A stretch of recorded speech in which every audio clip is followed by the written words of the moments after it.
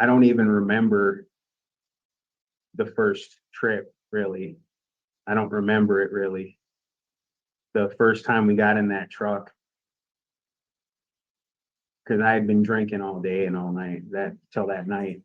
When you say I did what I did, what is that? What did you do? Did I kill him? I don't remember. When I do remember Morris given like this,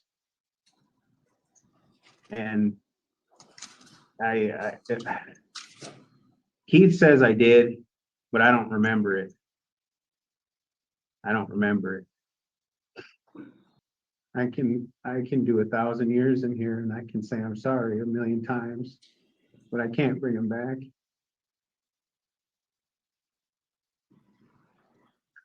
And I can't bring him back. How often have we heard those up for parole making such empty statements? You know, there is one thing that you can do, that you should do when you're up for parole, and that is take accountability. Be honest. But in this parole hearing, I don't think that he is doing either of those things. He makes the lame excuse that he doesn't remember a thing. He does not remember taking the body out into the field, stabbing it over a dozen times, throwing it in the river with his group of friends. But here we are, up for parole. Now, it's quite interesting that you see this crime, it happened in Minnesota, but due to, I guess, how dangerous it was or is for him in Minnesota DOC, maybe because of how cowardly this crime was, he's actually being housed in the state of Utah. Isn't that interesting? I think that's a first for us. No protective custody. Instead, send him to an entirely different state. Hey, when you think you've seen it all. Now, we're going to watch this Minnesota parole hearing, and I'll unpack it with all the details through his appeal at the end. Now, with that, let's jump in. Mr. Pendleton, our records indicate that on September 24th of 2004, you and 4 accomplices caused the death of Robert Berry Jr. with intent while committing kidnapping. Mr. Berry was beaten, stabbed, and his body dumped in the river. A vehicle, along with some of the clothing the suspects were wearing, were also burned. On August 20th of 2007, Mr. Jeffrey Pendleton Jr. was sentenced to life without the possibility of parole by Redwood County District Court. On September 16th of 2016, Redwood County resentenced Jeffrey Pendleton Jr. to life with the possibility of parole after you were found guilty of first-degree premeditated murder. Due to new legislation regarding individuals who are juveniles at the time of their offense, Mr. Pendleton now has the opportunity to be reviewed by the Supervised Release Board. Today's review represents his initial review after serving approximately 17 years of incarceration. His parole eligibility date was originally October 19th of 2034. And given the changes by the legislature regarding juvenile cases, Mr. Pendleton is eligible to be considered for release as of October 19th, 2019. Thank you. I turn this matter over to the board. Good afternoon, Mr. Pendleton. I would like to just start out by asking you to talk a little bit about what you would like to see happen, just given the fact that you became somewhat recently aware of this opportunity to be considered early. So what is it that you would like to see what the board, how would you like to see the board acted with regard to your case? Hello, everybody. My name's, Jeffrey. I wrote you guys, and I've talked to Matthew, and I've just asked him for help. With all my heart, I've asked him for help, and I'd like to go to his, I believe it's a sober living facility, and to do my treatment there under his supervision. And if my family on my reservation said that they'd be willing to let me come there as well. And we have a treatment program on the Lower Sioux Reservation that is also available. So that's what I would like to do.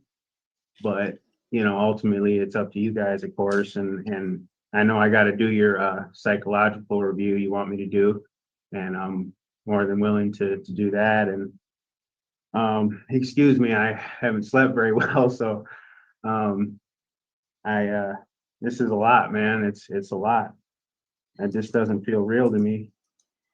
I have so many things I want to say, and now, you know, I'm ready to go home, man. I want to meet my nieces and nephews.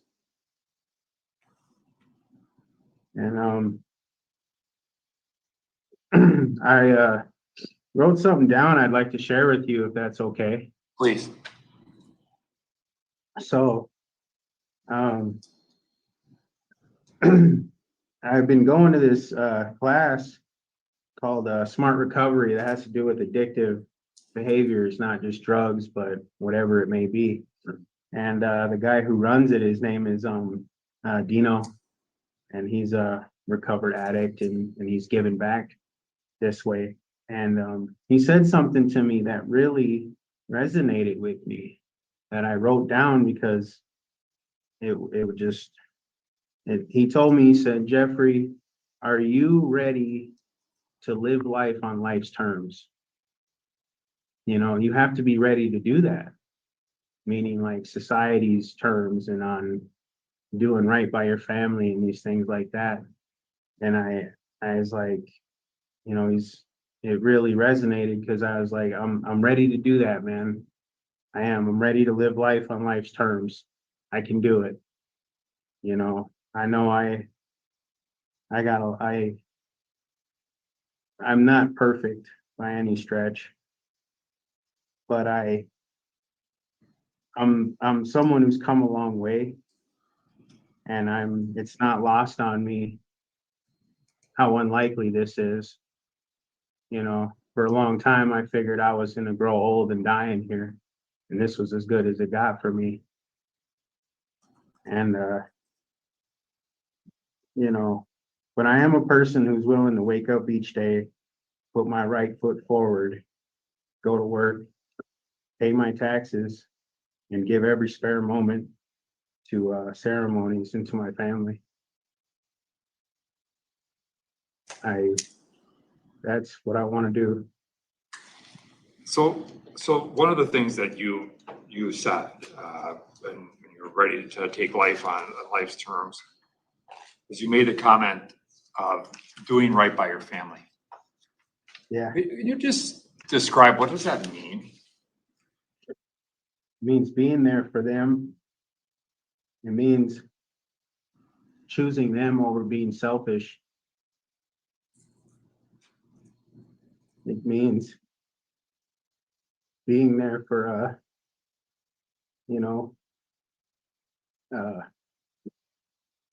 for celebrations and graduations and funerals.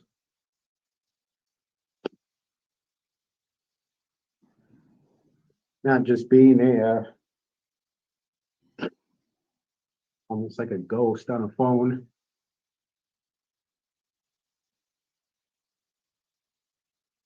What about the whole notion of doing right? How do you do right by the people who are left behind by your offense?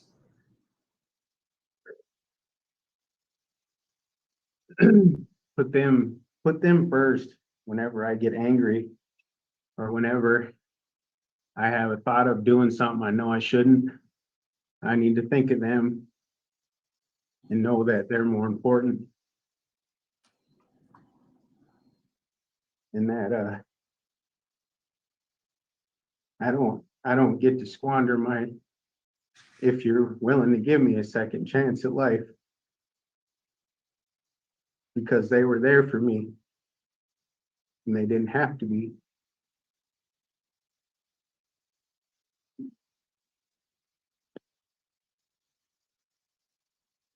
When you say they were there for me, are you talking about when you were a kid? Since I've been in here, my family has been there and been supportive, and they could have just left me here for dead. And a lot of them have, but a lot of my family hasn't. And especially my grandparents, they're older now, and I owe them my life. They raised me. My dad was in prison. He was in Stillwater all my life. And my mom was a really bad drug addict, and she was in and out of jail. And yeah, she did What the best about- she could. Yeah, and what about the family of your victims? I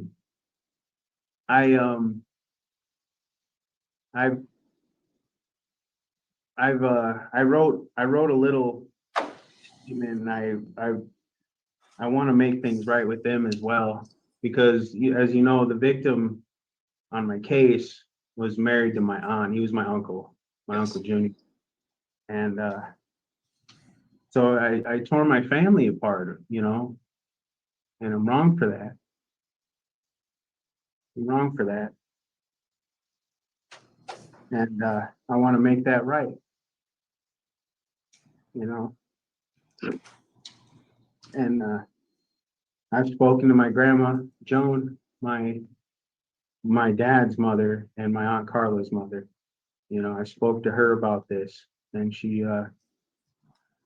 I just said, I wanna speak to Auntie Bo. That's what I call her, Carla is Auntie Bo, and them, and if and I want to apologize, and I want to make it right somehow. And I asked my little cousin, Nolan Berglund. He's a Joshua. He's a pipe carrier for our family. And I asked him if there's some way we could do a ceremony. There's a ceremony called untying the blood guilt. And it was something people did back in the day so that you could let go of it and the families could move on and no one else got hurt. And I asked him to look into it. So I've thought of everything I can to try to make it right. And I'm sorry. I'm wrong for what I've done, and I own it. So one of the things that I read that in your letter, and one of the things I want to tell you is that I was impressed by, and I think is really laudable, is the work you've done to try and connect to the cultural stuff, and I really admire that. I think just in the number of people I've had a chance to meet in this role, certainly that means a lot, and it's an important thing, and I really respect that work that you've done there. The one of the questions that I think sits with me, and is the fact that when I go back and look at the original case here, there's multiple people involved in this situation, and to some level, a level of people pointing at each other for who did what.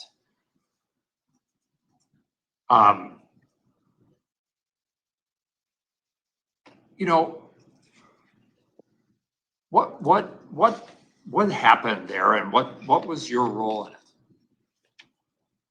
in it?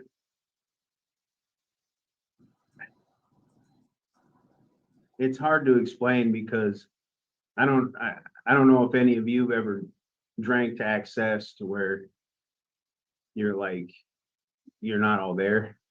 And that's not a cop out being forward here.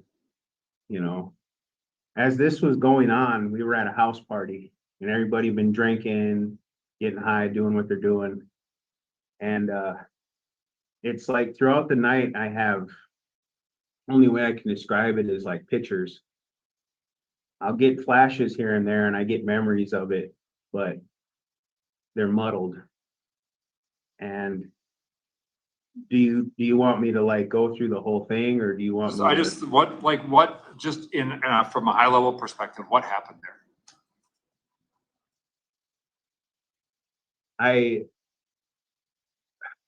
And what you did, your involvement in it, that's what I'm really, that's what you wanted, that's what you're getting at. yes, I- your involvement. So me and Junior had a running issue, I guess you'd say. And he we had fought a couple times before this, and he had beat me up, and he had choked me, he had blackened my eye, you know, there was no love lost there, I guess you might say. And so I got into a fight with him at the party. I do remember that. I don't even remember the first trip, really. I don't remember it really. The first time we got in that truck, because I had been drinking all day and all night, till that night. And I remember it, but I don't, man. I do remember it. It's like I said, it's like flashes. Because I had a bad habit of drinking and keep drinking till I was like blacked out. Even with my DWI report, you can see I was so drunk, I was talking to someone who wasn't there in the holding cell with me. I thought someone was there. I was talking to them. You know, and that's, like I said, it's not a cop out. I did what I did. When you say I did what I did, what is that? What did you do?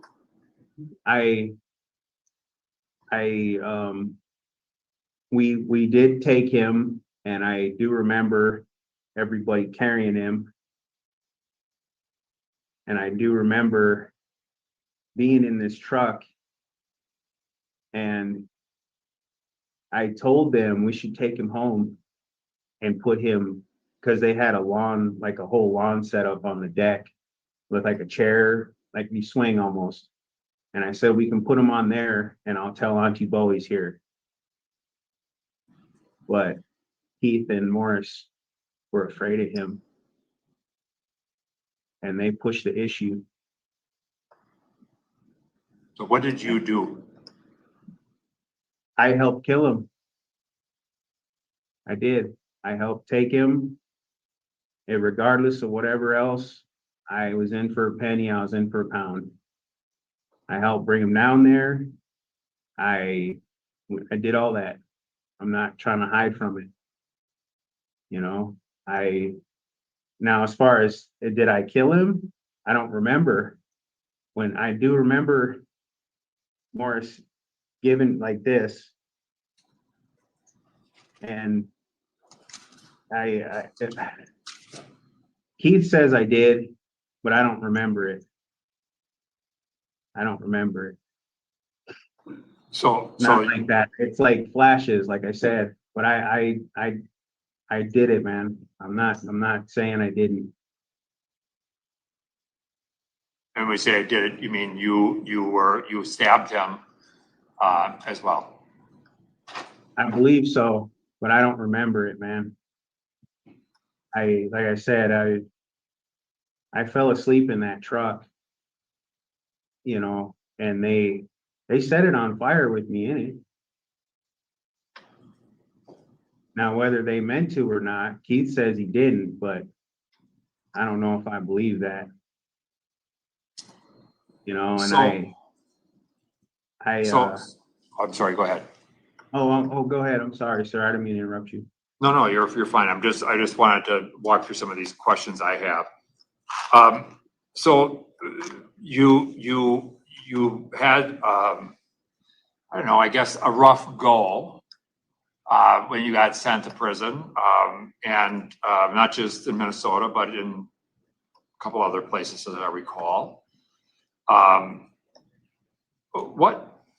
Talk about that. Like, what you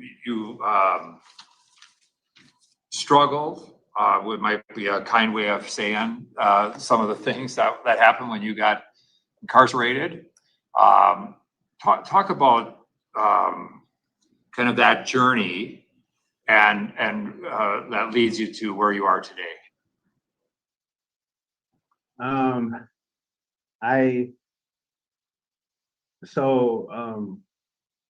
Dennis Pendleton and Robin Pendleton and Jesse Sanders and Chris Sanders, them were all my older cousins, and they were all GDs. They were all folks. So I've followed along in their footsteps. You know what I mean? And I thought, because I didn't have anybody else around, I guess. And that's who I looked up and held to. And when I got to prison, I kind of inherited all of their old beefs and grudges. Same with my dad, because he's been in Stillwater, Oak Park, and Rush City, and Faribault, and I inherited all his old beefs and grudges and his bad blood that he's had with people, and it just followed me. I can go more into it, but everywhere I went, I got pursued, hounded by these native mob guys. And I guess my dad had beat one of them out of a bunch of money, someone named Red Elk. And they pressed the issue on me saying, you got to pay that because you're from Lower Sioux. We know you get per capita. We know you get that money, so you need to pay that and make us right. And I'm like, first of all, I don't get that money. I don't get nothing from nobody. And even if I did, I'm not going to pay my dad's debt, because once you pay them, they'll never leave you alone. That's the way it goes. They're always, and it's so they kept pressing the issue on that. It would not leave me alone. And I've tried, and I'll keep trying to make an understanding, especially now because I've quit gangbanging about 5 years ago. I did the modified monitor program here, and I just want to be left alone. So I think that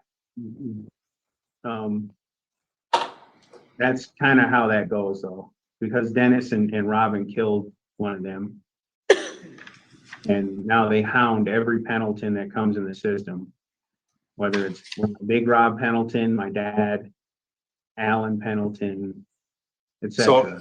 So let me just ask this: Could you come back to Minnesota safely today? I don't know. I'm not 100. I don't know. Could you come back to Lower Sioux safely? That I could. Yes. That I believe I could. What makes you say that? Because I've reached out through my brother Darren, who's down there, and my sister-in-law Miranda, who he's married to. She's a secretary for our tribe, and through them and through Lisa Jarley and other people I speak to from there, I've kind of felt out, and I've talked to Stacy Pendleton, Mari Pendleton, and Jill Pendleton, and the victim was also their uncle, right? And Lisa Pendleton, and I said, does anyone have hard feelings? If so, tell them I apologize. And if they want to talk to me, I'll call them if they want that. But I'm not going to unless they ask for it. And I'm trying to make amends here. I've given the best years of my life to the penitentiary. I don't know what else to do. And I'm trying, And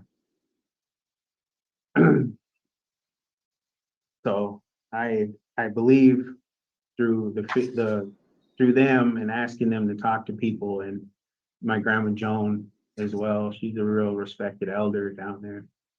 And I've asked her, and she said, "No, Jeffrey, if you come home, everything will be okay." So that's kind of how I get that feeling.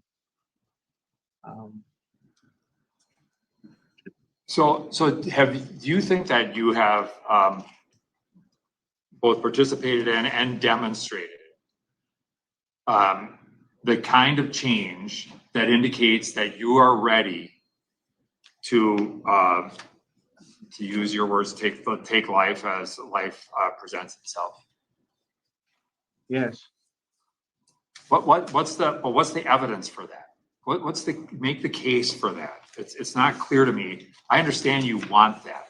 I understand that there are people who, who are comfortable, but what makes that compelling? What is it that you've done, that the steps that you have specifically taken to demonstrate that you are a fundamentally, not partially, and again, we're not expecting perfection. You said I'm not perfect, but I, what I hear in some of what you're saying is some of the things that motivated you to do what you did, or that what people are telling you.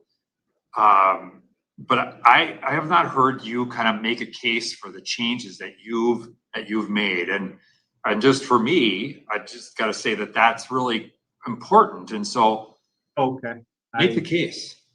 I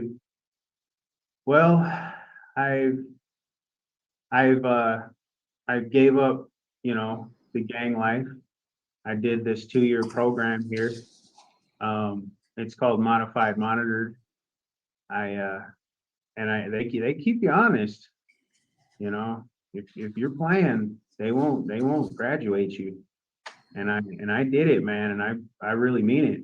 I even covered up my gang tattoos, and I really am serious about that.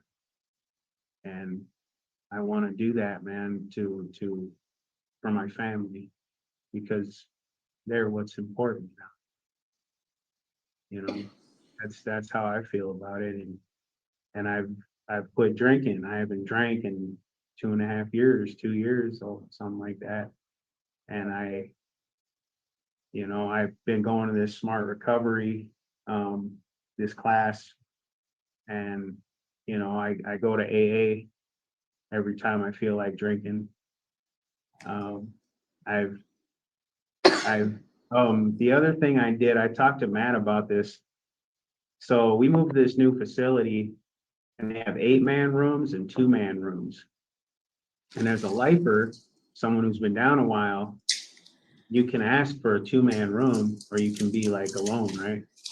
And I specifically asked to live in an 8-man. I specifically asked, since we've been here for 2 years now, because I need to learn how to be around people and how to deal with them. And I really, that was a lot for me, to go from not having any cellies to only having one to now having 7, to where I have to live with, and these 7 different personalities I have to learn to mesh with. And I've done it, and I've made it work. Do we get on each other's nerves? Sure. We're 8 men in prison. Yeah. But I've learned how to develop those people skills, and I did it on purpose for this, so that I would know how to deal with people. I know it's like a muscle. If you don't use it, it gets weak. So When was your last discipline there? I want to say like 1.5 years ago, something like that. It was about 1 year ago. I got for pockets. um, for making pockets in my pants. That besides that though, it's been a while since we were in Draper, right? Since we're at the point. Yeah, it's been quite some time, couple years, 2.5 years since I've had like a big write-up, we want to call it. But I've had like, that's the only one I can think of is for like altering clothes because I wanted some pockets. So, Right. And so is the desire to change, has that been driven by the fact that in more recent times that the opportunity that is before you today, or does it come from somewhere else? I'd say when I was about 29, 30, I had life got to be too much, man. Just too much stress. I couldn't, and I felt like my heart was broken. And I had a mental health crisis. And my dad died, my stepdad, excuse me, not Jeff Sr., but Ronald. And he died of a heart attack. So he died like overnight.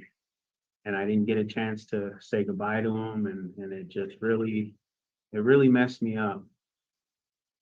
And I just said, I can't keep living like this. I got to do something else, and thank God that mental health woman in Oak Park Heights helped me. She saved my life. She helped get me on the right meds and started to sleep again. And I thank God every day for her, man. And I just said, man, this is getting to be too much. Like I said, I quit banging in 2020 in like March of 2020, long before that legislation or whatever, because I got tired of that negative lifestyle, the self-destructive, over and over, the same thing, the backbiting, the fighting, the drug debts, the this, the that, everybody in my business, and then me having to, I just got grown out of it, I guess. And had I known all these little nuances and the fine print, I would have never joined a gang.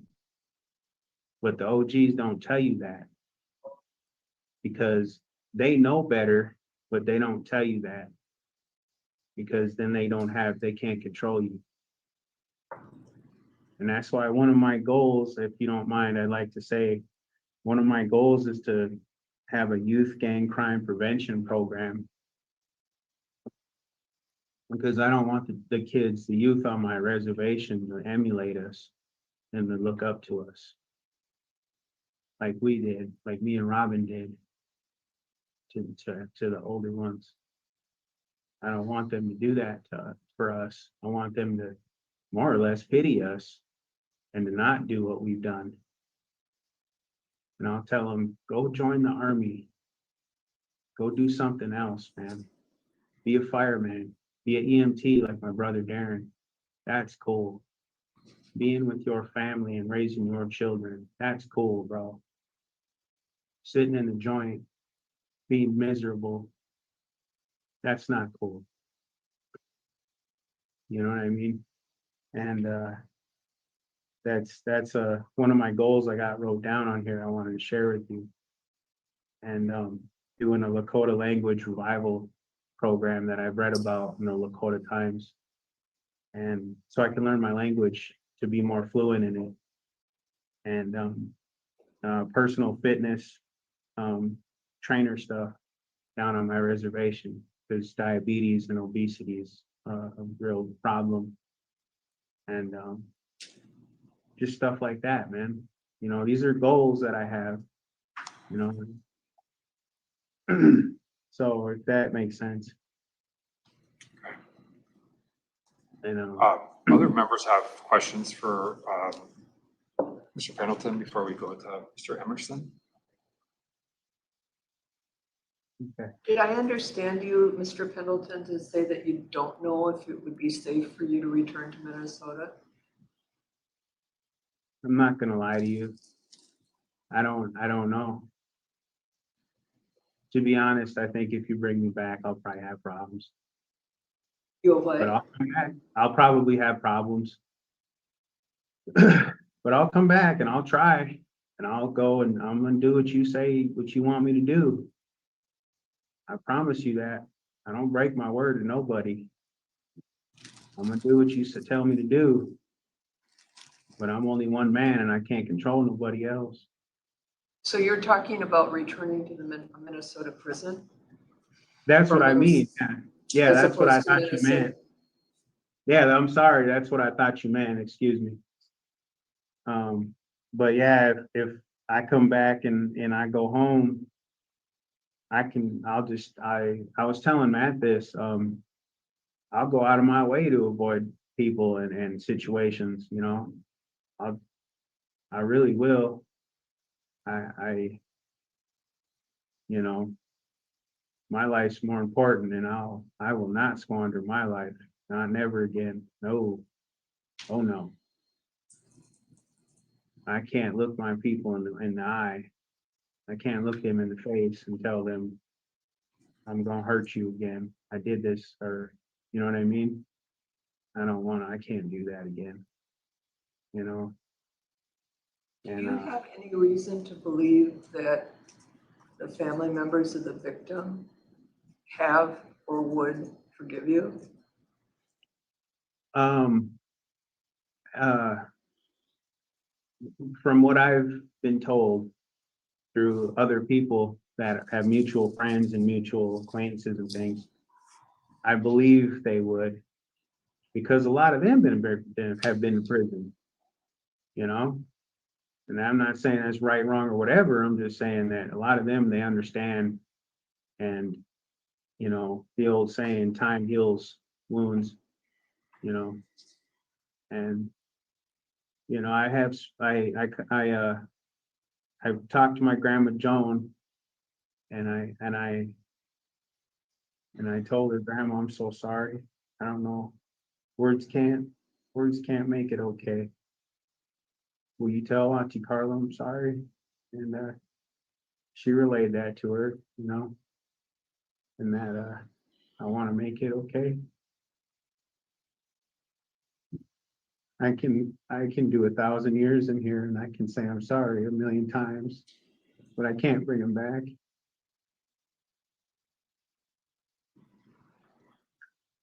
Thank you, Mr. Pendleton.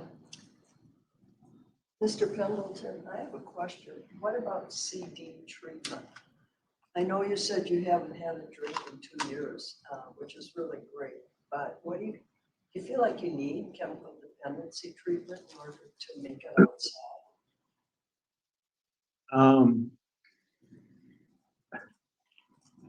I am an alcoholic. Let me start out saying that. I'll own it. You know, but I'm not a drug addict. You know, that's the one's about as bad as the other. Alcohol is probably worse, man, especially for Indians.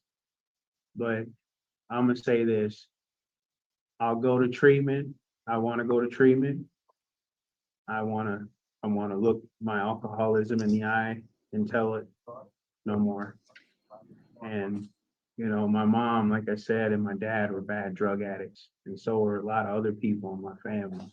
So I never did hard drugs, even in here. I mean, I stay away from that because it causes too much problems.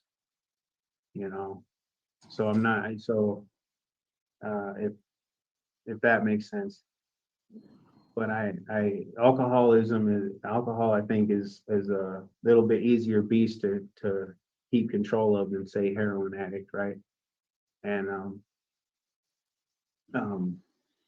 I can do it. I know I can. And I want to do treatment. I've asked Matthew for help. Told him, look, bro, I'm a drunk and I know I gotta do right. I know I gotta gotta go to treatment and really mean it, you know? So.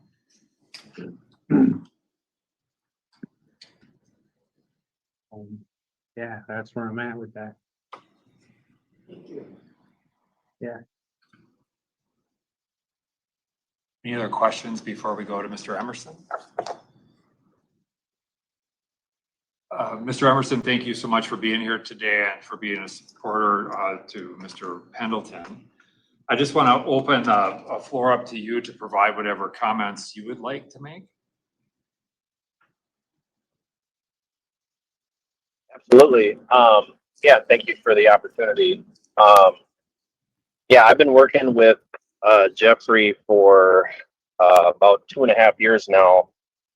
And I've shared some of my journey through 12 years of sobriety.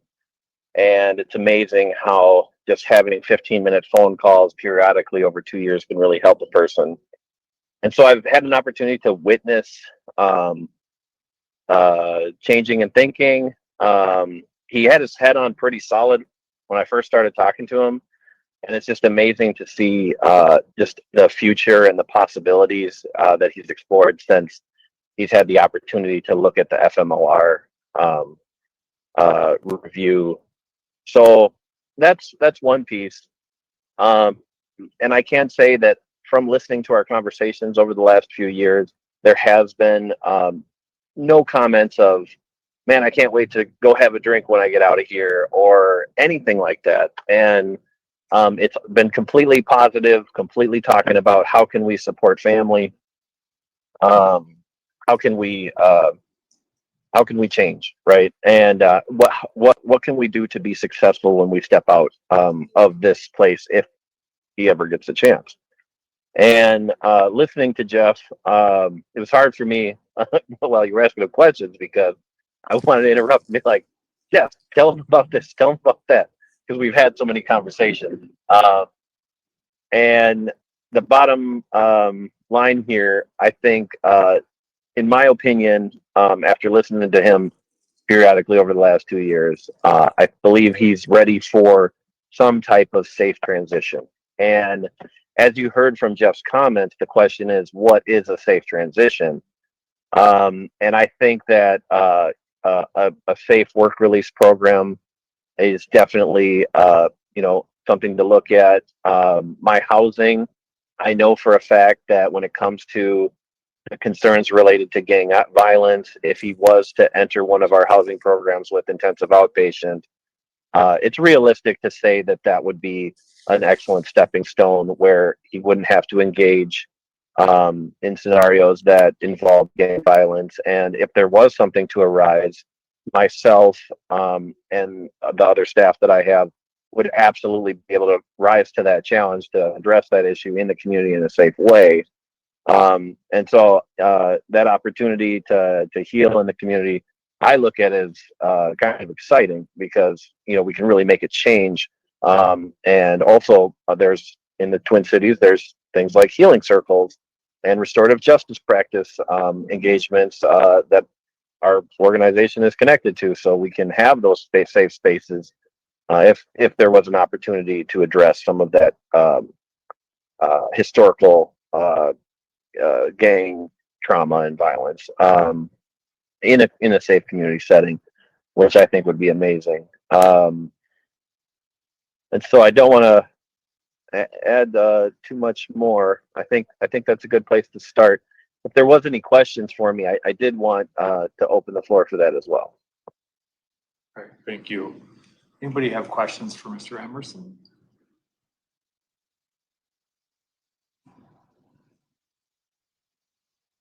Right. Thank you so much for being here today. We appreciate it, and it's helpful to just hear your experience over the last several years with him. Mr. Pendleton, before I close this portion of the review and turn to board discussion and deliberation, I want to provide one last opportunity for you to provide whatever input or statements you would like to the board before we break into that deliberation.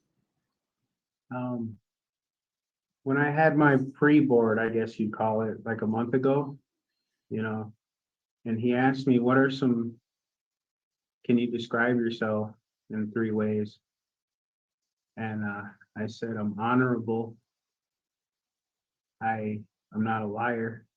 If I give you my word, I'm going to do something. I'm going to do it. I promise you that. And, you know, I love my family with all my heart. And for them, I'll do right. And I just want to say that I'm embarrassed and I'm ashamed of what I've done. And I got to live with it. And I want to try to make things right with my family and my community. And I want to get up every day and put my right foot forward and know that nothing can be taken for granted, because it's not lost on me that I should never leave here. Thank you very much for your time. Thank you for that. And at this time, I'm going to close this portion of the review. Excuse me, Paul. Paul, Yeah. I've come in late. May I ask 2 questions before you get to discussion? Yep. You may have covered it already, and forgive the That's right. forgive the replication. Where in your plans comes contact or resolution or connection with your family in their living area or their community? Has that been addressed so far? Are you asking me? Or are you asking? The whole group basically is your connection with your family or renewal of that connection, has that been addressed in the discussion so far? You wanted to answer that? Go ahead, Mr. Pendleton. What exactly? Just, he's asking, just describe for us what, you know, describe the reconnection that you've had and the conversations you've had with your family about the possible return. Oh, just, I've spoken to them, and, especially my grandma Joan, you know, she's 89 years old, and I call her every week, and you know, her and I've spoken to her and my dad's brother, Uncle Brian, Uncle Russell, and, I've spoken to them, and, you know, I just told them, you know, where I'm at with this, and that, you know, I've apologized, and I've asked them, you know, for help, you know, to help me if you guys see fit to let me go home, you know, to help me reintegrate with our family, because a lot of them I don't know them, especially the younger ones. You know, I've never met them. You know, and but my brother Darren, and he's an EMT and a fireman. He's a fire chief for Martin. And my sister-in-law, Miranda, she's a secretary for our tribe. And you know, I've spoken to her at length about this. You know, as being a secretary, she knows everybody because she deals with, you know, those kind of in-house issues and stuff.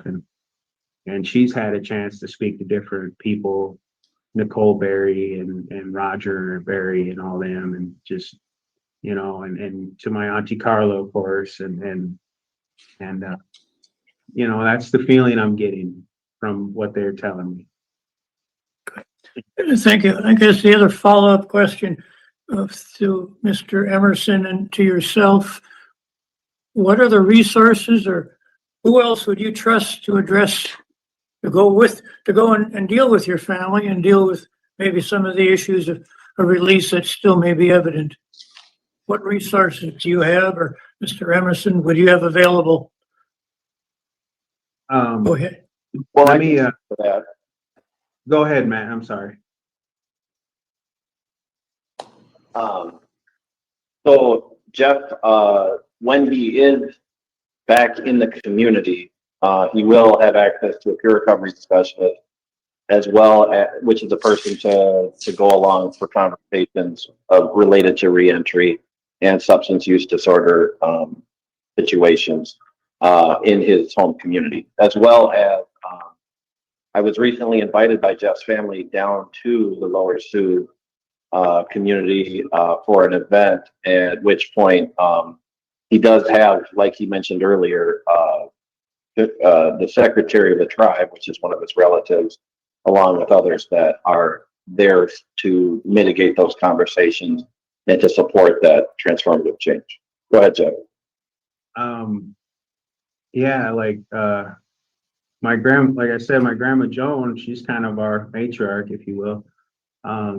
I've spoken to her at length about seeing Auntie Carla and having a pipe ceremony and you know, having and doing it and trying to do it that way. And because all healing starts with ceremonies, that's something that I was taught, especially with a lot of veterans that come back from wars and things. They'll go in the NEPI, the sweat lodge, and it helps them like to deal with PTSD and things like that. And so that's where I'm at with it. But I want to do everything appropriate, right? I don't want to do nothing wrong, but I want to, in a good way, with a good heart, I want to make amends, if that makes sense. So I'm Thank you trying, very much. really am. Appreciate what you're saying. Thank you. Okay, with that, I'm going to close the discussion and open it up, close the review and open it up now for discussion among the board members and potential courses of action. One question I Yeah. have is there a mandate someplace within the department that we have chemical dependency treatment? Because I read the conundrum of having Minnesota approve a Utah-based program and that being a problem, but is there a mandate to go through that treatment in all these incarcerated people? There is a directive or a desire to have that, and we would accept treatment from an out-of-state provider. That's Thank you. not a question. Thank you. Any other thoughts from members?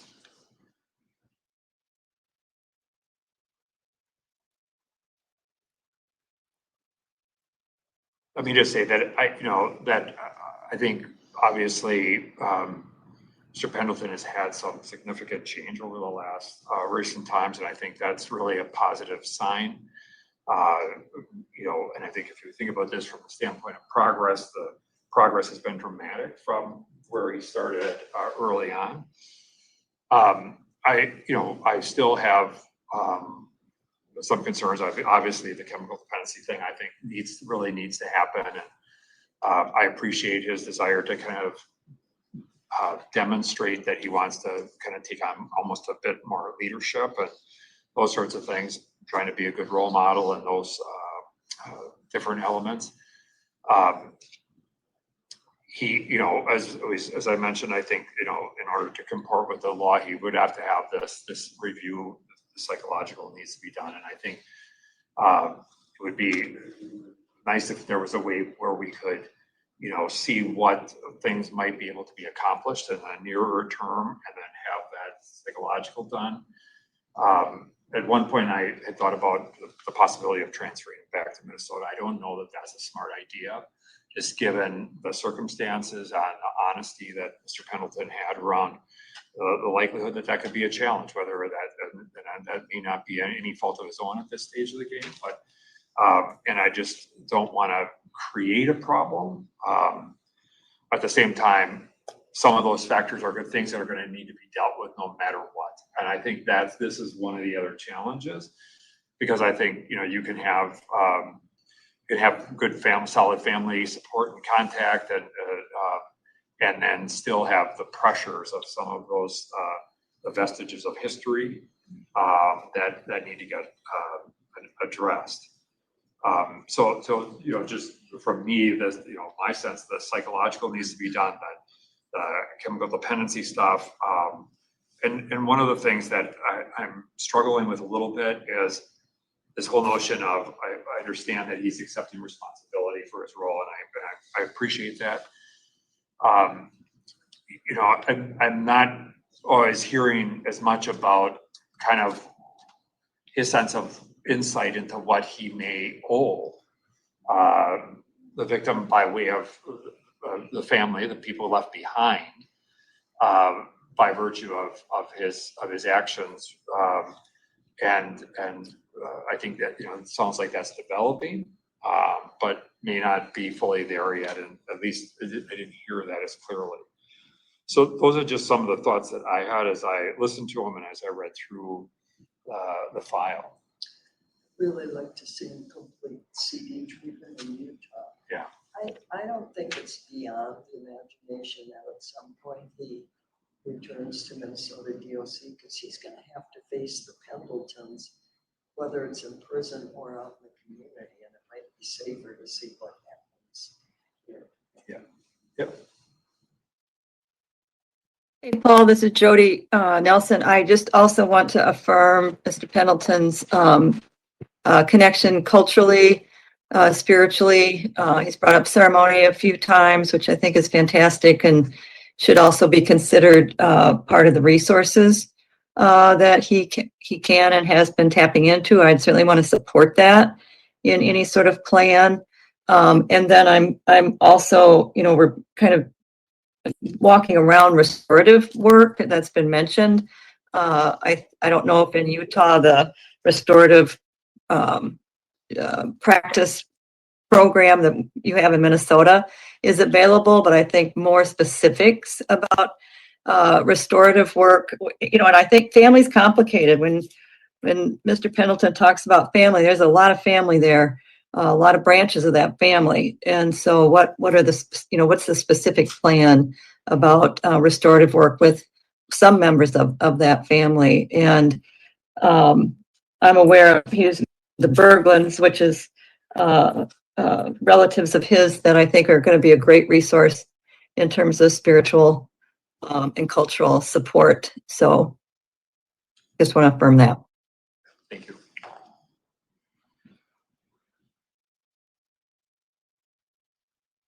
Paul, could you help me with a little bit of the options? One would be remaining in Utah or beyond the state. And what are the options and the timing for any return to Minnesota for any time or to complete the mandatory minimums that are required? So, I mean, we certainly, he could be moved. I would agree with Member Brady. There's, you know, that at some point in time that probably is going to have to be tested. To what extent, you know, we could get the CD stuff done. You know, here's one of the thoughts I had was, you know, could we ask Utah about the possibility of looking at treatment programming availability in Utah, and what timeline that would be, and in the meantime also have a comprehensive psychological done, and maybe we would see him and in, you know, matter of maybe it's 16 months, something, 18 months. What I don't know how long it's going to take just to get through treatment and some of those sorts of things. But I think it also then gives us a chance also to see him, just hearing this conversation, whether it's the RJ stuff and digging into that a little bit more, and probably some of that may come out of even the CD treatment stuff. But then I think we could look at that possibility of bringing him back at the right location. I think one of the things that the PRT talked about was, you know, if we use our straight custody classification tool today, given some of the things in history that, you know, he may come back at a higher level. Now we can override that and move him. I would much rather see him in medium custody, where there is some of the things that are going to be of concern are going to be less of a concern if we were to bring him back. But I also think it'd be really nice to have that CD stuff done and the psych done. And then, you know, I think for the board, it's an opportunity to see where things are at, and if, you know, moving things forward is better. And that could be coming back for here, getting a little bit of an adjustment, and then looking at some step down possibilities if that's on the table based on what he does. Thank you. Thank you. So the action before the board today is, and I would just say this so that Mr. Pendleton can hear it. There is a formal portion of this that the decision is about parole or no parole. And yet the conversation is probably leaning toward, we want to acknowledge the fact that there's progress. At the same time, there are some things that probably all of us feel, or at least I, speaking for myself, feel that need to be done.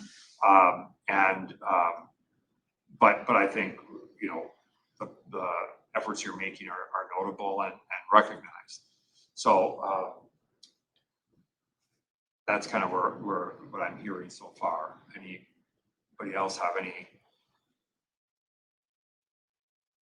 Well, I'll make a motion for no parole, and then with conditions that are decided. There's a motion to deny parole at this point in time. And is there a second? Second. Is motion and a second. Any discussion about the motion on the table?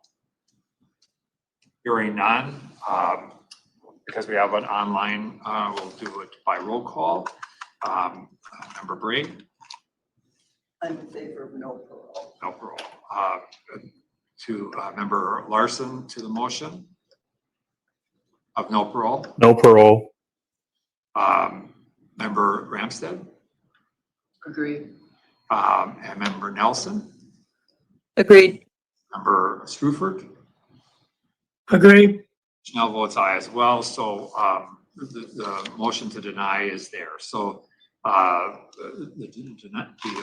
board is denying parole at this stage. I think now the conversation is really around what's the term of continuance and what things would need to be put in place for a next step. With respect to chemical dependency treatment, if Utah's anything like Minnesota, presumably it's going to be a delay before you can get in. It's not going to just jump right in. And then there's the length of the program. So seems to me maybe we look at a three-year review so that he could complete those and still get his psychological evaluation completed, which I understand could be done out there. Is that right? Out there, or we can do it remotely here as well.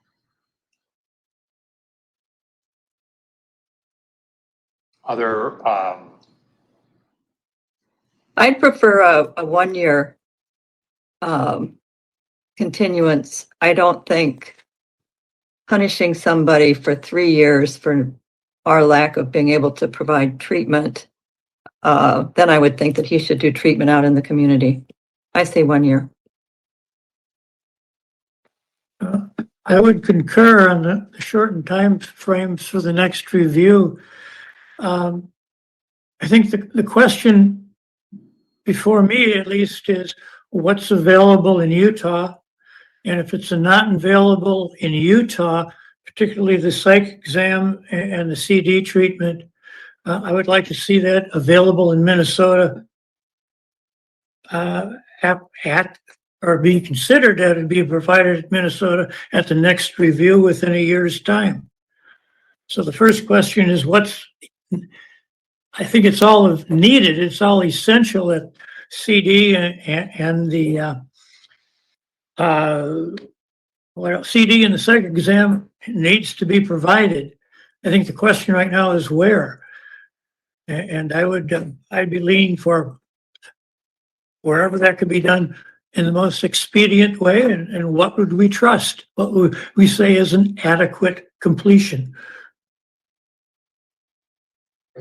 So 1 year is where I'm with Jody right now. right. I believe Mr. Callahan from Utah is there. Mr. Callahan, any thoughts on this? Oh, he's there muted. Hold on, John might have to. Mute. Hang on one second. You're like a 6, 7. Now we can hear you. Okay, well, we have a full residential substance use program here. It varies from like a general outpatient program that is counseling and some packets to a intensive inpatient program all the way up to the residential, it's individual based, so it could be from 3 months all the way up to a year, just depending on what Jeffrey needs. And I would have to defer to the director of the program to see exactly, but I do know he was assessed when he came to Utah as a general outpatient type program, which would be 3 to 6 months. Okay. And from an availability standpoint, is that something that can be accessed fairly quickly or not? Like I just said, I would have to get with the director over the program to see how quickly we could get him started into that. Okay. Something else, we do psychological evals here through our board of pardons. That would be something that I could look into to see how quickly I could get that accomplished here also. Yeah, we can coordinate with you on that just through, we have to make sure there are certain statutory elements that we have to meet here that we just want to make sure, probably would be no problem. But either way, we can work that out either with you all or online. So we can figure that out as we go. That's incredibly helpful. So thank you for that. Sure. You know, I'm somewhere in between. Can I ask a question? I think that I'm was somewhere in between 3 years and 1 year. Quite honestly, like maybe there's a middle ground that we could agree on. There is 50%. Yeah, well, I like what, 18 months or 18 something? months would be, 18 months would maybe more in that. I'm just throwing it out. I would tend to agree with that. Part of the reason for that is I think 12 months may be aggressive just in terms of coordinating it and getting it all done. I think 18 months is probably a little, maybe a little more realistic. That's just my opinion. I think from a DOC standpoint, we can work with Oregon DOC and see what the availability is based on what their director would say and so forth. And then if worse comes to worse, we could look at a medium custody transfer back to Minnesota, do treatment here, which still we have some capacity, but we can work on that and plan that if Utah could not get it done in that time frame.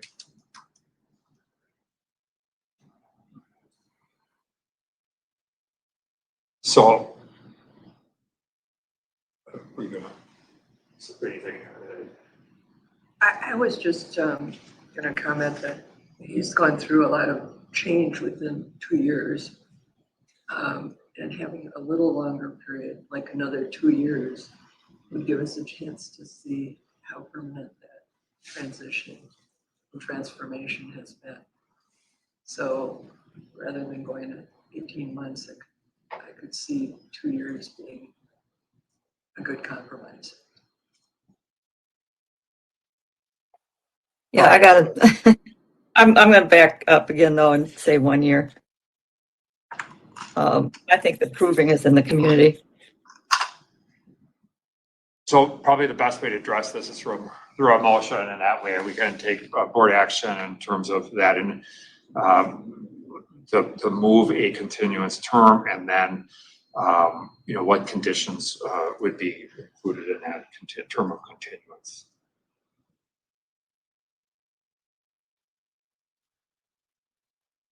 So somebody willing to make a motion?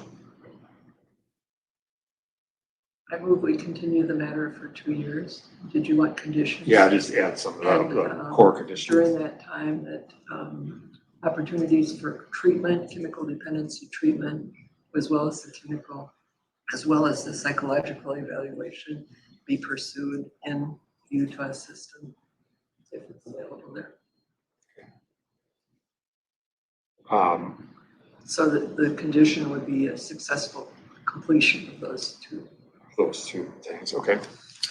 So it's a motion for a 2-year continuance with a treatment completion requirement and satisfaction of the psychological evaluation requirement grounded in Minnesota law. There's a motion on that. Is there a second? I would second that. So a motion and a second. Any other discussion? Yeah, point of information. That's 2 years from this date, so we're talking 2026. That motion does not say for us to hear that emotion, the 2 programs or the 2 recommendations have to be completed. Is that that's sort of my understanding of the motion right now? Yeah, those would be some of the conditions. I would say that as a general term, we do include in most instances the expectation of remaining discipline free. And I think for me, it would be nice to explore some restorative justice options, at least would be things, but I wanted to at least have the motion include the core items that the board felt were that continuance term was conditioned upon. I think the restorative justice is particularly appropriate because what he has had thus far has been through his 89-year-old grandmother's representations. It's not as direct as it could be.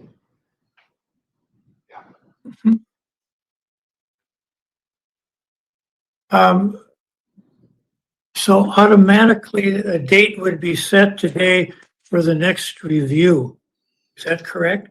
That's correct. It would be, if it was 24 months, it would be seen in September of 26.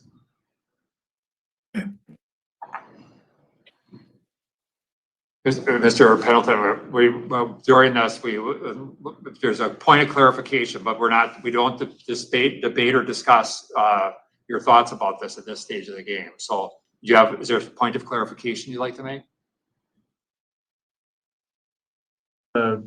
The substance abuse thing and the psychological review, we could have that done in a year. Well, okay, so that right now, this is going to be our discussion on how long this is going to be, because I just want to make that clear. So we just, this at this stage of the game, some of that stuff is really grounded in the board's decision, and go from there. So there is a motion and a second. At this point in time, we'll do a roll call vote.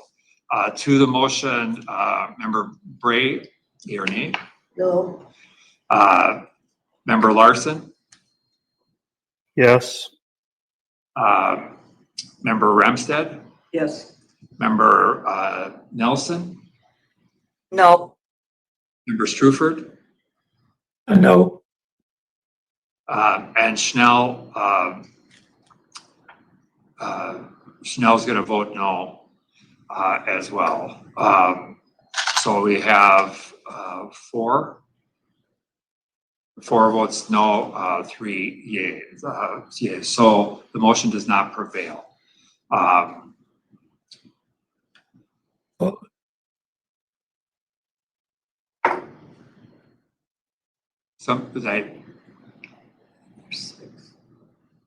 Is it It's 4 and 2. 4 and 2? Yeah. Okay, I'd like to make a motion that we continue in 18 months. A motion for continuous 18 months, same conditions. Same conditions plus restorative. I'll second that. Okay, there is a motion and a second. Any further discussion? Hearing none, we'll move to roll call vote. Member Bray? Yes. Member Larson? No. Member Ramstead? No. Member Nelson? Yes. Member Struford? Yes. Schnell votes yes. We have 4-2. The motion prevails. So, Mr. Pendleton, what will happen is the board's action is an 18-month continuance, conditioned upon that successful completion of substance use disorder treatment, and we will work with the folks at Oregon DOC to work through that. We'll also talk about the psychological evaluation that needs to happen and whether that gets done there or by Minnesota DOC staff remotely. We'll work through that. The board would also like to see, you participate in some level of restorative justice programming options that may be available to you there. And then, as a standard, there is an expectation generally that you remain discipline-free. It becomes really important as you come back in to the board that, that we don't see ongoing behavioral issues at the facility. So that's the decision as it is today. Any questions about that? No, okay. I'll do what you say. Okay. We'll get on that to try to get me in there, and, however you guys want to do it, I'm going to do what you want me to do. Promise I will. Yeah, one of the things you said, you talked about being honorable, truthful, and loving of your family. And I think we're going to take you at your word. You're going to do your part here and continue that positive motion progress as we go forward. And so I wish you the best of luck. And our staff from Minnesota will be in contact with the folks there to work through the details of this with you and go from there. Okay, thank you very much. And do we have restorative justice stuff here? I think We'll have conversations with your staff. Yeah, we'll work with staff there and just kind of figure that stuff out. I think, one of the things we will, as we do some of this stuff, release planning will become a factor. And, there's a range of things for us to work through. But as you get closer to that 18 months, which goes faster than you might imagine, really being thoughtful about that. And in particular, I would just tell you, I think the more you can identify areas of potential risk, that's really helpful. Because we heard from you the areas of places where you have good support, which is really important. But if you can't begin to identify areas of risk and challenge in terms of a transition, that the more you can do that, the more you can begin to prepare for how to manage those situations. That makes sense? Yes. Okay. All right. Thank you, Mr. Pendleton. I wish you the best of luck. Thank you, sir. Thank you for everybody for your time, and I wish you well. And we'll be back in a year and a half. Sounds good. Look forward to it. Okay. Take Good care. luck. Take care, everybody. All right. All right, and they said, let's kick the ball down the road for 18 months. I mean, the decision makes sense to me. I think they did the right thing. Yeah, I think, right? I mean, what else would it be? 18 months, have another hearing. You don't see victims coming up here, and it's not like you're putting them through it. This case was kind of a little different, but hey, I got to tell you, we did. So this hearing, it took place on September 10th of 2025. I'm only getting to it now, July 10th. Of 2025. So he's got like 8 more months. As the board member said, time moves quickly, and we will cover it when he comes back in that time frame, and we will put it in the return of playlist. For those of you who are newish to the channel, not familiar, there is a playlist where we keep track of the inmates when they come up for a second hearing, or maybe they get revoked after getting parole. Check out that playlist.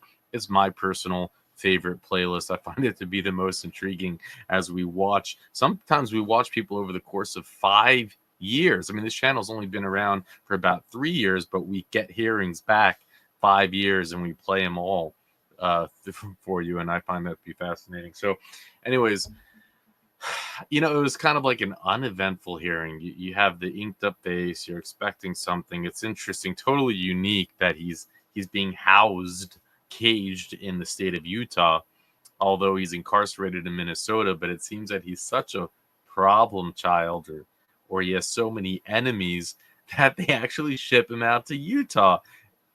I didn't know that they did that. Did anyone know that they did that? They have some contract with Utah to house him there, and they somehow got there. That's interesting to me. I mean, you would think they'd just put him in PC and that would be it, but we'll go over the appeal so we can actually get the facts of what happened. I'm in a different studio right now, so that's why it's a little bit call it a studio. I'm traveling, so I'm using a different place. So it's like I'm going fuzzy in and out of here. But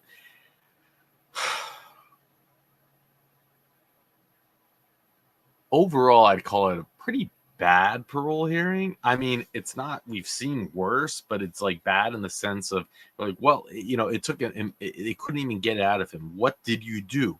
What did you do? What did you do? What did he do? Not to make an excuse, but I was drunk. I don't remember. And I'm reading through the case while I'm reading this. Like, yeah, this guy, this relative, I guess, was stabbed like a dozen times, burnt on fire. He's trying to make it out like he had no idea. He was too drunk. He's partially part of the victim because he was in the car when they lit it on fire. And, you know, don't worry, they'll put him in a program so he'll come back and maybe he'll be able to address it a little bit. But let's just go through the facts. And it's you know, it's a long appeal, but we sat here a long time watching this hearing, so let's go through it. Pretty amazing to see him, right? Before he's inked up and now when he's inked up.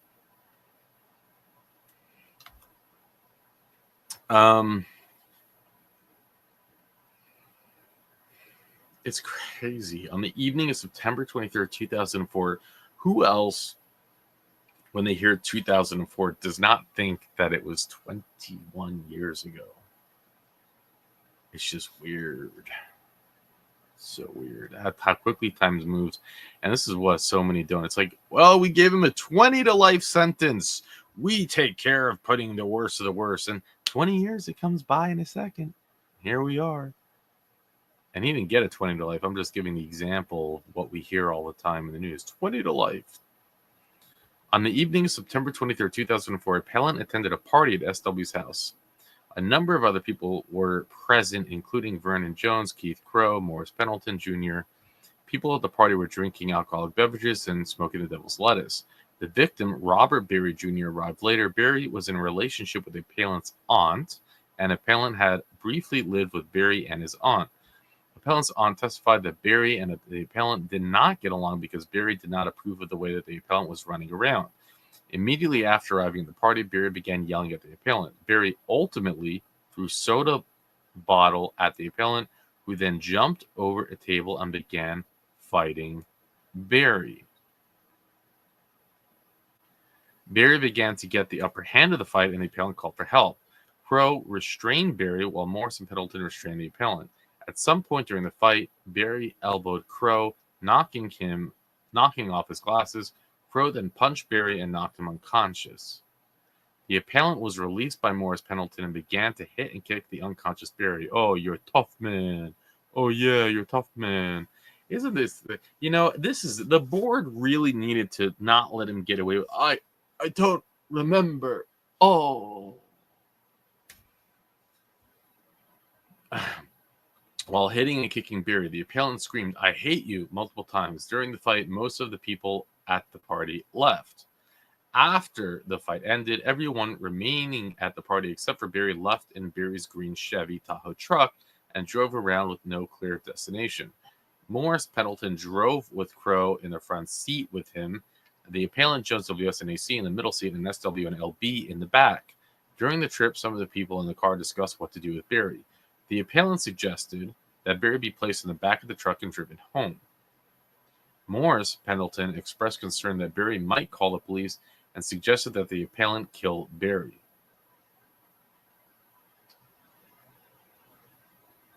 Okay. And so I just want to make sure. Yeah, the appellant in this case is Pendleton. I just want to make sure I didn't have the appeal of a co-defendant. Sometimes we get that. And by the way, thank you, Sir Richard, for providing this info. This was before Lady Holly was pulling her magic. Expressed concern before the Berry might call the police and suggested the appellant to kill Berry. AC testified that the appellant agreed to kill Berry and was acting cocky and arrogant. So, Morris Pendleton expressed concern that Berry might call the police and suggested that the appellant kill Berry. AC testified that the appellant agreed to kill Berry and was acting cocky and arrogant. Now, of course, once you have all people pointing fingers at people, one maybe who really knows, but we're reading this. So we'll read it, right? The group returned to SW's house to pick up Barry, who was still unconscious. Crow asked SW for a blanket and a knife. Barry was wrapped in a blanket, and the appellant Crow, Morris Pendleton, Jones, and WS carried Barry out to the truck and put Barry in the back of the truck. LB testified that AC opened the house for the group. Morris Pendleton told Crow to tell AC to get in the truck so that AC would not call the police. SW and LB stayed behind and were told by Morris Pendleton to clean up Barry's blood or Morris Pendleton would hurt SW's child. Like, how insane is this entire predicament? It's like they beat up someone to a pulp while he's unconscious. They all say, "Let's go kill him." Like, it's just so insane. I mean, how wasted are you? Like, what type of, like, nothing makes someone do this. It doesn't even make sense. Like, an unconscious man, now you're gonna go kill him? The appellant Crow, Jones, WS, and AC left the truck with Morris Pendleton driving. There was no conversation. I hate how they go from appellant to then calling him the name. It's just confusing. You need consistency. Or are they? And I'm mixing it up. I don't know. Appellant. I mean, I like when they say appellant because, and then I know it's them. So maybe they're still doing it. Okay. So appellant Crow, Jones, WS, and AC left the truck with Morris Pendleton driving. There was no conversation during the driving, but during the drive about what was going to happen. Morris Pendleton drove the truck down a road to the edge of the Minnesota River. Everyone got out of the truck, and the appellant, Crow, Jones, WS, and Morris Pendleton took Barry out of the back of the truck and carried Barry down the river. AC remained by the truck and talked to a friend on her cell phone. She could not hear or see what was happening in the river. I guess that they're using initials because they're juveniles and they weren't charged with the crime. The state's medical expert testified that Barry was probably still unconscious when he was carried to the river. At the riverbank, Barry was stabbed 15 times. 15.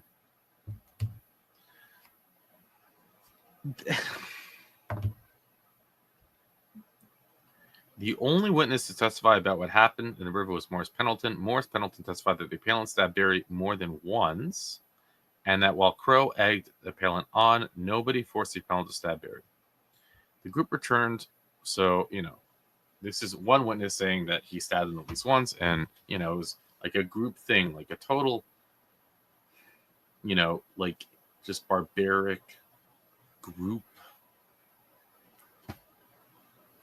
murder of an unconscious man. The group returned from the river about 10 minutes. It just takes something different to do that. This is not like a normal, this is not normal, right? This is so different. It's so, it's not like in a fight, you pull out a gun, you do, like we hear and have seen so many insane crimes that make no sense. People, they'll kill someone over $10. But to take an unconscious man and to plot and to decide and to drive him somewhere and then as a unit stab him, why? I mean, where is there even any, like what is that? It's so unrelatable. That's a weird word, but it's like you can't even understand where they're getting where they're even finding sadistic fun in it. It's an unconscious an unconscious man.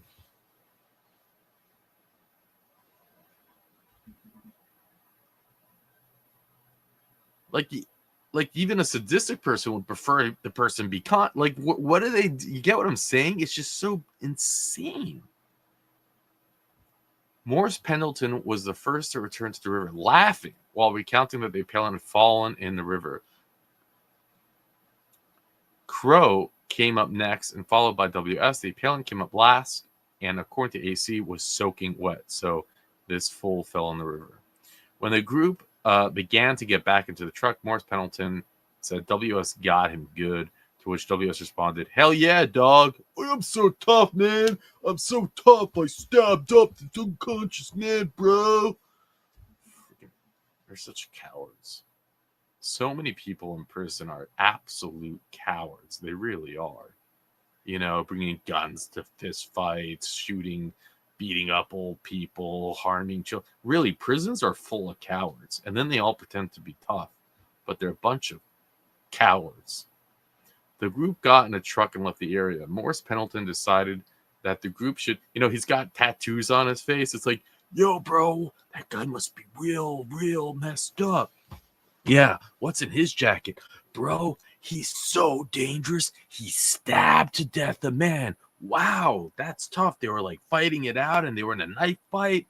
No, man, the guy was unconscious, passed out, and him and 4 other guys stabbed him. Oh, that's kind of cowardly, no?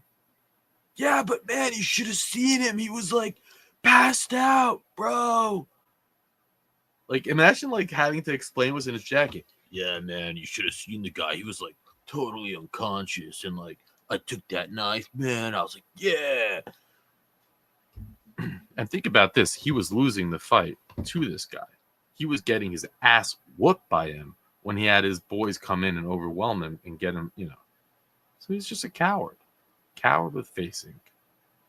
They got to get moved to Utah to save his tough, his sorry ass. Morris Pendleton, and obviously if he got moved to Utah, most people must have felt that way about him, right? Morris Pendleton decided that the group should set the truck on fire. Everyone, including the appellant, agreed. The group split up, with only Morris Pendleton, Appellant Crow, and AC remaining in the truck. At this point, Morris Pendleton drove to a house to get a can of gasoline. When he got back into the car, he handed the can to the appellant. So here he is, caught in the effing lie. And I wish they would have called him out on it. I don't remember, man. Actually, they say I was in the truck. He should not. He should have been called out. The parole board, and this is where we'd see this in like Louisiana, Mr. Roche, Bonnie Jackson, Mirabella. Now, I think Miss Stapleton. You would have certain parole board members, they take their job a little more seriously. They read these documents. And then when someone lies, they say, no. You weren't in the car. No. Stop talking. Be honest with us. And they don't do that in these hearings. They just don't. It's the strangest thing. Minnesota has been more competent than I expected, but still, when you know what you should be getting, so can handle the appellant. Because remember, he's holding the gasoline. Then Morris Pendleton drove back near the same area by the river where Barry had been taken. AC Crow got out of the truck. Morris Pendleton drove 15 or 20 more feet to set the truck on fire. AC testified that she did not notice if anyone was in the truck when it was set on fire. While the group drove to the river to the truck, the police officer on patrol in a squad car noticed the truck and decided to follow it. Sorry to keep interrupting, but I find it so interesting how policemen sometimes really do just end up pulling over a car with a body in it, or it's people who just committed a heinous murder. It seems to happen often in these cases. It's just like, how does it happen? AC, not knowing it was the police and thinking it was a ride for the group that had been previously arranged, flagged down the squad car. After the squad car stopped, the police officer and AC noticed the appellant fleeing wearing a white t-shirt. During the investigation, a white shirt was recovered from the area and the appellant was seen running. The shirt had blood on it from Barry as well as DNA that cannot be rolled out by being the appellant. This police officer, I'd be terrified. He so easily could have been ambushed and murdered with these nut jobs. Wow. The police questioned Crow, who told the police that the group picked up 3 white guys from Marshall at the casino before the car got stuck in the mud and started on fire. AC agreed with Crow's fabricated story. An officer drove AC and Crow back to the reservation and released them. Oh my God, the officer relieved. They're like, yeah, okay, we believe the story. You gotta be kidding me. Once AC and Crow were back on the reservation, the appellant walked up to them not wearing a shirt. If this could have been like a real horror movie where they're in the squad car and they all jump on the police officer and kill him. This could have gone south so fast, more than it did. The appellant AC and Crow got a ride from the reservation in Glencoe and then Glencoe to Twin Cities. After spending a few hours in Twin Cities, the appellant and Crow and another friend headed north. The appellant and AC, again, remember, he's saying that he was so wasted and he was in the car, but meanwhile, he successfully ran away and then met up with them.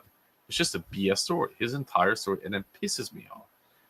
The appellant and AC sat, and see, it's so easy to believe someone. Like, yeah, he was a young kid, he was drinking too much, maybe blacked out. No, man. The appellant sat in the backseat during the ride and asked the appellant if they really killed that dude. And the appellant responded that so appellant and AC sat in the back during the ride. AC asked the appellant, our Prince Charming tattooed guy over here, if they really killed that dude. And the appellant responded that he stabbed Barry a grip of times.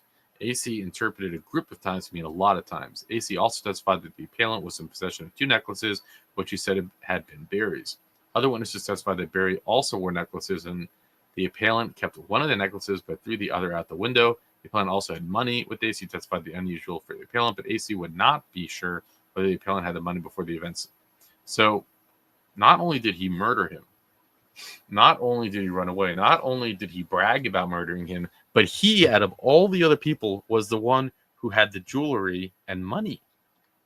So seems like a ringleader to me, and the one that was in fight with him to begin with. After spending a few days, the appellant and Crow went to the lake. There, the group parted. AC and Crow headed to Seattle. The appellant eventually returned to the Twin Cities. On October 7th, 2004, the appellant was still on the run. He called his father in prison. In that conversation, which was recorded by prison officials, the appellant admitted that he was involved in a lot in Barry's killing. The appellant did, however, deny that he actually stabbed Barry. He said that he didn't want to go with the others to the crime scene and that he didn't want to stab Barry. The appellant also denied ever having stabbed Barry, telling his father that Morris Pendleton, put the knife in my hand and told me to stab Barry. I told him I ain't doing it, and then I wiped it and I gave it back to them. So here he is using the same excuse that he said at his parole hearing, and again, I'll say it for the umpteenth time, the parole board needed to have put him to the fire for this. Not just say take a program for victim awareness, right? But it'll be interesting to see in like another 6-7 months if he learns in his program to say, I did it. You know, he had the ability to show a lot of empathy for himself, to cry for himself, but talking about crime, nothing, no empathy, which we see often. It's like a certain personality type disorder or something. I don't know. I ain't diagnosing anyone. I'm just speculating a situation like this. Dr. Grande. Okay. The appellant also told his father that he was passed out in the back of the truck. It's the same story. At the time, Morris Pendleton set the truck on fire and that Morris Pendleton intended to kill him. The appellant said that he jumped out of the truck with his leg on fire and put it out. The driver of the car, however, testified that during the ride and time, the appellant seemed healthy, did not limp, and did not say anything about being hurt. AC also did not see any injuries or burns. This just reemphasizes everything I just said. So you can look at it 2 ways. One way, maybe he is telling the truth, and that's why it's the same story. Or the other is that, no, he's sticking with his lies. The appellant was eventually indicted on 3 counts of first-degree murder, premeditated murder, intentional murder committed in the course of kidnapping, and intentional blah, blah, blah, blah, blah, and blah, blah, blah.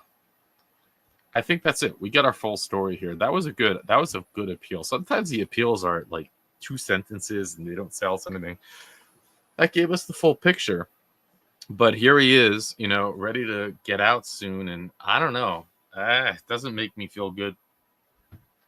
We have seen, it's interesting. It reminds me of a case. Maybe you've seen it. Lady Holly nicknamed this man Stabby. No choice but to smear feces all over a door. Do you have any empathy for your victims of your crimes? What's the summit? I'm sorry, say that again.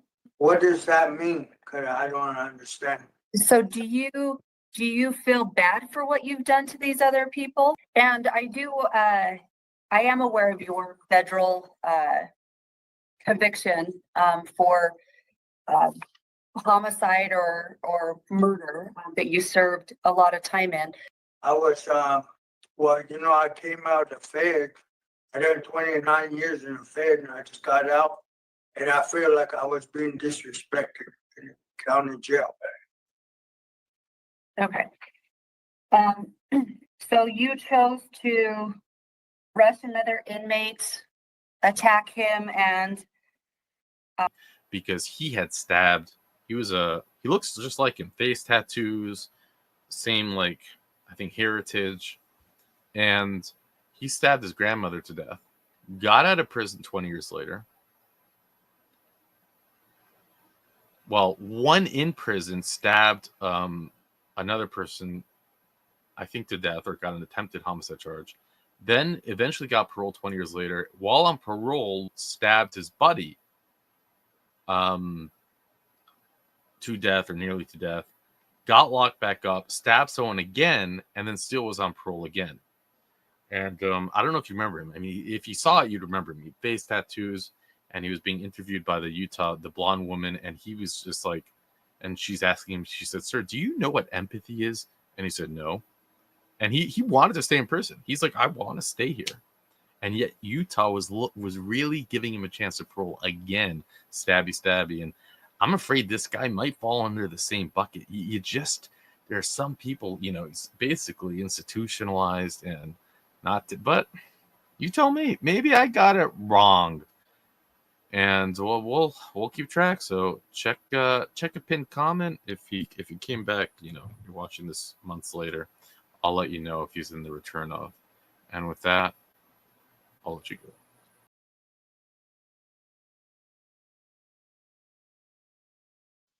I don't even remember the first trip, really. I don't remember it really. The first time we got in that truck. Because I had been drinking all day and all night, till that night. When you say I did what I did, what is that? What did you do? Did I kill him? I don't remember. When I do remember Morris given like this, and Keith says I did, but I don't remember it. I don't remember it. I can do 1,000 years in here and I can say I'm sorry 1,000,000 times, but I can't bring him back.